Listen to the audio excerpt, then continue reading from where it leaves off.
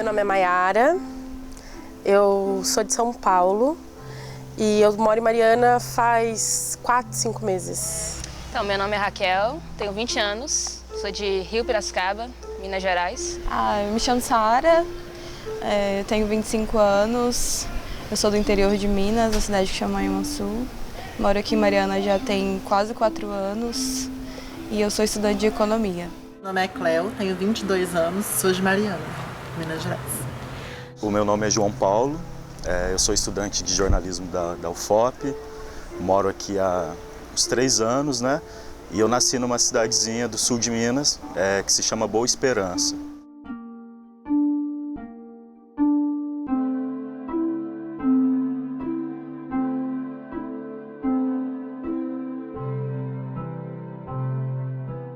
O meu processo de descobrimento, eu acho que ele remonta assim à minha infância, né? Eu não sabia quem eu era, porque a gente nunca sabe, né? Assim, mas na escola, os garotos da escola, eles tinham em mente um monte de nomes para me definir, né? Viado, bichinha, enfim, essas coisas todas. Mas aos 13 anos, eu fui convidado pelos meus pais para conhecer uma psicóloga, porque eles perceberam que eu estava no conflito, né? Aos 13 anos foi aquele boom, assim, adolescência, e tinha essa questão da sexualidade também. Então eu fui nessa psicóloga com 13 anos e ela me explicou o que era ser um homossexual, porque eu acho que ela já sacou alguma coisa ali, né? Só que a minha cabeça ficou pior ainda. Com 13 anos de idade, ela me falando que era ser um homossexual. Porque ela me explicou o que era a homossexualidade, o que era ser gay, com argumentos muito mais anatômicos do que conceituais, assim. Eu não vou falar aqui porque eu acho que é de extremo mau gosto, mas ela me explicou com 13 anos como se dava uma relação entre 2 homens, assim, anatomicamente falando, sabe, na prática. Então aquilo meio que surtou a minha cabeça a ponto de eu me perguntar, então eu sou só isso? Ser gay, ser homossexual é ser isso, entendeu? Eu nem diria que eu me descobri um dia assim mesmo, foi uma coisa que realmente aconteceu em um momento totalmente inesperado da minha vida. Eu comecei a me ver como homossexual quando eu já era noiva de um homem, incrivelmente. E nesse meio tempo de vou me casar, não vou, eu acabei me apaixonando por uma mulher.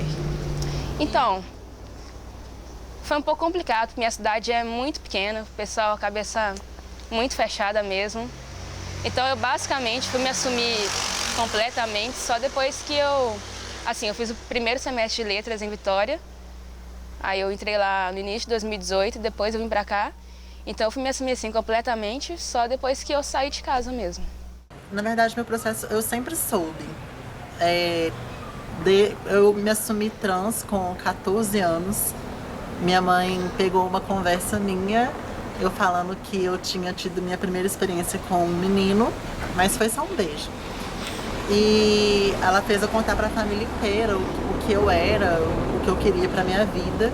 Eu precisei falar que eu gostava de meninos e que eu não me sentia menino, que eu me sentia menina.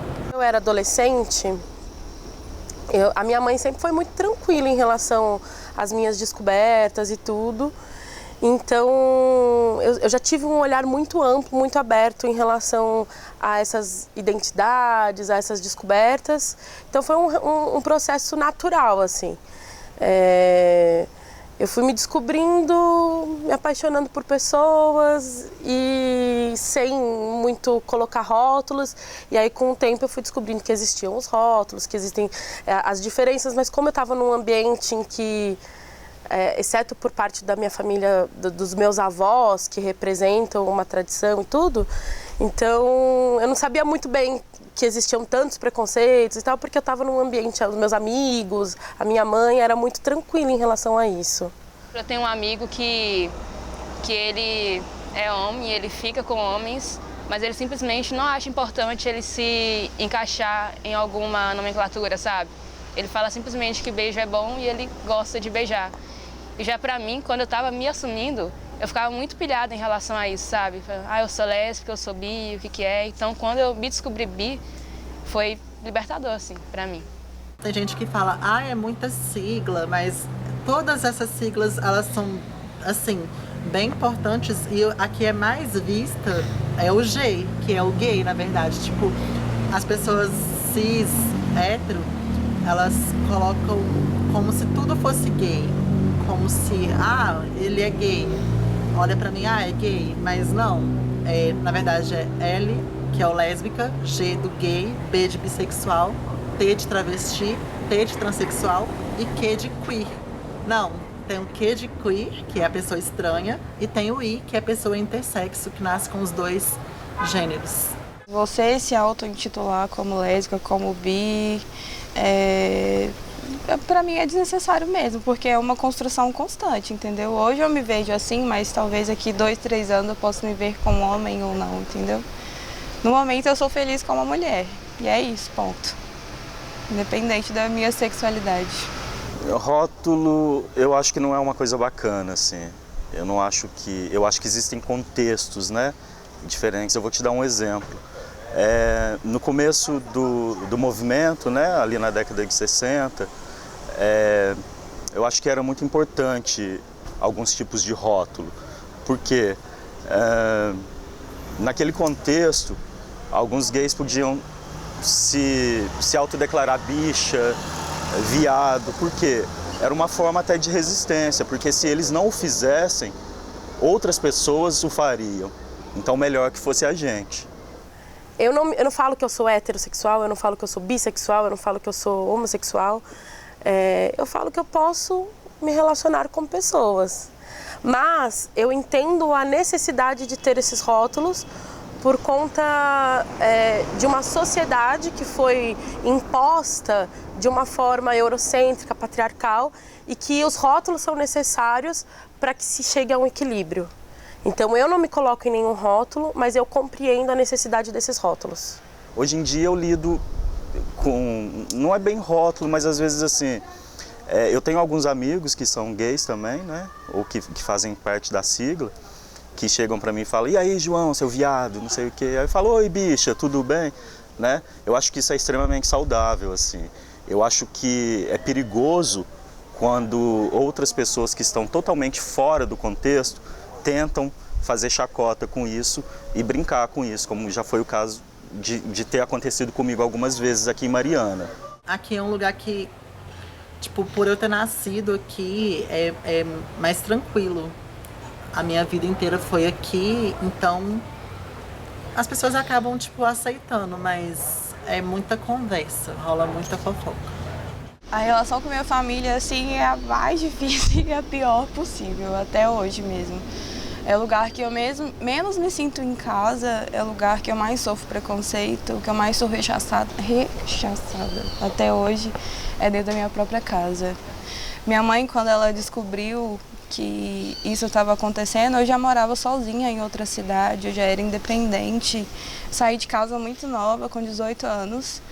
E quando ela descobriu, ela me buscou nessa outra cidade, onde eu já morava sozinha, me trancou em casa, tirou meu celular, tirou a internet, me deixou sem comunicação nenhuma, me obrigou a ir para o psicólogo.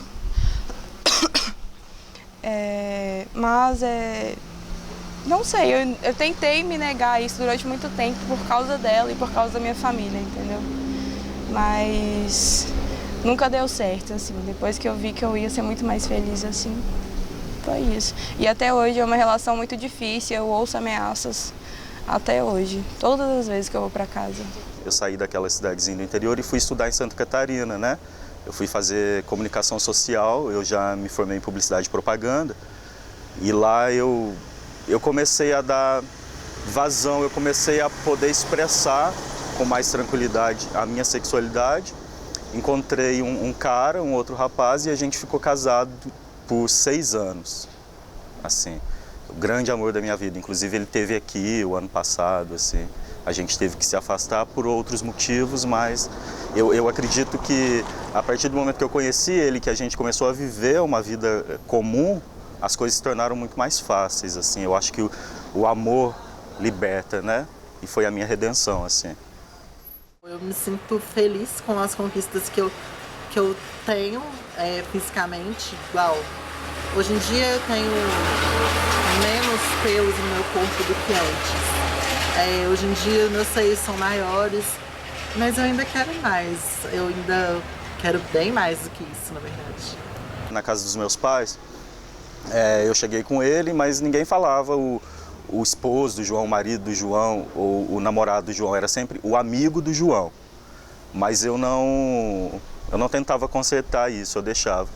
Então tinha a casa da minha mãe, tinha um quarto livre lá. E ela falou, João, eu vou arrumar o quarto para vocês dormirem, então, né? Primeira noite que a gente estava lá. E a minha mãe arrumou uma cama de casal para que a gente pudesse dormir. Quando eu vi aquilo, eu falei, mãe, eu não vou dormir na cama de casal com ele, porque tinha uma cama de solteiro assim do lado, porque eu não queria que ela achasse que de alguma forma eu estava desrespeitando a casa dela, alguma coisa assim. Aí ela falou, não, então arruma a cama de solteiro também. Mas à noite a gente dormiu sim na cama de casal. Eu quero ser mais feminina possível para eu passar menos por esses problemas de ser confundida, sabe? Tipo assim, é homem ou mulher, é menino ou menina. Eu quero ser vista só como ela, só como mulher. E eu passo muito por esse problema. As pessoas me param na rua, às vezes, tô trabalhando, as pessoas viram, você é menina ou menina? E sabe, uma coisa que, assim, incomoda.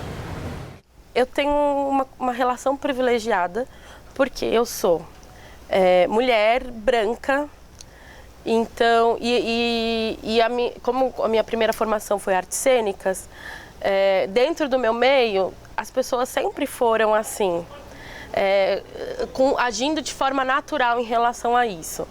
Então, assim, eu nunca me senti, às vezes que eu me relacionei com mulheres, eu nunca me senti oprimida. Mas já tive muitos amigos que se sentiram oprimidos pela família ou por outras pessoas em andar na rua, essas coisas todas. O que eu tinha, como eu falei que meus avós eram, eles são bem homofóbicos, enfim, eu tinha uma vontade de que eles vissem eu me relacionando com mulheres. Então era uma relação inversa, assim. Então eu, sei lá, eu ficava com alguém na frente da minha casa para que meus avós vissem, entendeu? Uma coisa assim para, enfim, alfinetar exatamente. Eu ainda sinto um pouco de insegurança, principalmente pelo contexto que a gente está vivendo hoje, né? Por exemplo, hoje é dia dos namorados e eu ia sair para jantar com a minha namorada. A gente tava com medo de alguma coisa. E aí a gente achou melhor mandar mensagem pro restaurante e perguntar se era tranquilo eles receberem um casal LGBT, entendeu? Então a gente vive assim com os dois pés atrás o tempo inteiro. É um medo constante que a gente, querendo ou não, convive com ele. O processo de aceitação nunca é fácil, né? Então, quando você pensa no passado, quando você estava se descobrindo, se aceitando e lidando com todas essas questões internas, e você, depois, quando você se enxerga nesse local onde você se entende, se conhece, basicamente, você chega no topo, assim. Tenho muita esperança no futuro, principalmente nessa moçada, assim. Esse povo mais novo, 17, 18 anos, que entra na faculdade. Porque eu acho tão bonito a forma como eles lidam com isso, o quanto para eles é natural, e o quanto foi um processo, né, que foi caminhando aos poucos para se transformar. Por exemplo, na minha época, na década de meados de 90, quando eu era adolescente, era impossível que você fosse um heterossexual e tivesse um amigo gay. Hoje em dia isso é super natural, né? E as pessoas, essa garotada, assim, eles falam disso com muita naturalidade. Então, eu tenho muita esperança. Agora, como eu sou meio dual, assim, eu não tenho tanta esperança no nosso governo, no nosso atual cenário político, social, né? Eu acho que já começaram muitos retrocessos, né? Eu acho que alguns ainda vêm por aí e o nosso papel é lutar para que esses retrocessos não se estabeleçam. Eu costumo dizer sempre que o maior problema nem é você ser aceito pelos outros, é você se autoaceitar desse jeito. Essa foi a parte mais difícil para mim, entendeu? Me ver desse jeito e me aceitar assim, e reconhecer que não era uma coisa ruim, que eu não estava fazendo mal nem para mim nem para os outros. É que as pessoas falam assim, é muito difícil se assumir para a sociedade. Para começar, eu não gosto da palavra assumir, porque eu não cometi nenhum crime que precisa, né, ser assumido. Então é mais um processo mesmo de descoberta, de autodescoberta e de transformação. E eu acho que esse processo, ele é muito mais difícil internamente. É claro que nós não podemos negar que vivemos num país extremamente homofóbico, machista, onde os dados de contra a LGBT são alarmantes, né? Mas é um processo bem mais difícil interior, assim, e eu demorei um tempo, sabe? Eu acho que cada um tem o seu momento. E é o momento da gente realmente sair do armário, ser gay, ser bicha, bichérrimo, afeminado, porque a gente está precisando disso, a gente precisa mostrar para a sociedade que a gente está aqui, que a gente existe.